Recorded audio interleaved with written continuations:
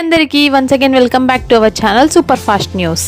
ప్రభుత్వం నుండి భారీ గుడ్ న్యూస్ వచ్చింది. అలాగే ఏపీలో చాలా మంది రైతులకు ఊరట కలగనుంది. వివరాల్లోకి వెళ్లబోయే ముందు మీరు గాని మా ఛానల్ ని మొదటిసారి చూస్తున్నట్టయితే సబ్స్క్రైబ్ చేసుకోవడం మాత్రం మర్చిపోకండి. అలాగే పక్కనున్న గంట సింబల్ ని కూడా ఆన్ చేసుకోండి. ఏపీ ప్రభుత్వం గుడ్ న్యూస్ అందించింది. అన్నదాతలకు ఊరట కలిగే ప్రకటన చేసింది. దీనివల్ల రైతులకు ప్రయోజనం కలుగుతుందని చెప్పుకోవచ్చు. ఇంతకీ గవర్నమెంట్ ఏం నిర్ణయం తీసుకుంది, ఎలాంటి ప్రకటన చేసింది, ఎవరికి బెనిఫిట్ కలుగుతుంది వంటి అంశాల్లో అదేంటే తెలుసుకుందాం. అయితే ఏపీ ప్రభుత్వం 2024 నుంచి 2025 రబీ సీజన్ కు సంబంధించి పంటలకు బీమా ప్రీమియం చెల్లింపునకు మరింత సమయం ఇచ్చింది. రైతులకు గడువు పొడిగిస్తూ నిర్ణయం తీసుకుంది. అందువల్ల ఇంకా ఎవరైనా పంట బీమా తీసుకోకపోతే వెంటనే పొందవచ్చు. దీనికి ఎక్కువ గడువు మాత్రం లేదు. ఏపీలోని అందరూ రైతులు ఉపయోగించుకోవాలని ప్రభుత్వం ఆదేశం జారీ చేసింది. సాధారణంగా అయితే పంట బీమాకు గడువు డిసెంబర్ 15వ తేదీతోనే ముగిసింది. అయితే తర్వాత ఈ గడువును డిసెంబర్ నెల చివరి వరకు పొడిగిస్తూ నిర్ణయం తీసుకున్నారు.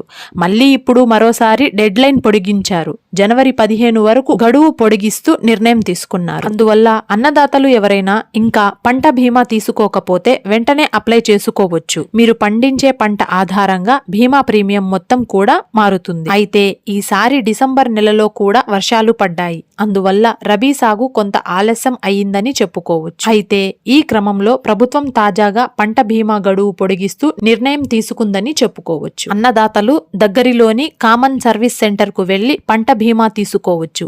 ఆధార్ కార్డ్, పంట పొలం యొక్క పట్టా పాస్బుక్, బ్యాంక్ పాస్బుక్ వంటివి తీసుకువెళ్తే సరిపోతుంది. అక్కడ ప్రీమియం డబ్బులు చెల్లించి పంట బీమా పొందవచ్చు. పల్నాడు, గుంటూరు, బాపట్ల జిల్లాల్లో రబీ సాగు చేసే అన్నదాతలకు ప్రధాని మంత్రి ఫసల్ బీమా యోజన పథకం అమలులో ఉంది. వివిధ రకాల పంటలకు మీరు బీమా తీసుకోవచ్చు. రైతులు ఖచ్చితంగా ఈ బీమా తీసుకోవడం ఉత్తమం. ఎందుకంటే వర్షాలు ఎప్పుడు పడతాయో తెలియడం లేదు. ఎప్పుడంటే అప్పుడు వానలు కురుస్తున్నాయి. అకాల వర్షాల వల్ల పంటలు దెబ్బతినవచ్చు.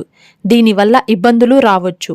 అపార నష్టం కూడా కలగవచ్చు. అందుకే పంట బీమా ఉంటే పరిహారం తీసుకోవచ్చు. అయితే ఏపీలోని రైతులెవరూ ఈ అద్దిరిపోయే అవకాశాన్ని వదులుకోవద్దు. ఇలాంటి మరెన్నో అప్డేట్స్ కోసం మా ఛానల్ కి అయితే సబ్స్క్రైబ్ అయిపోండి. Thanks for watching.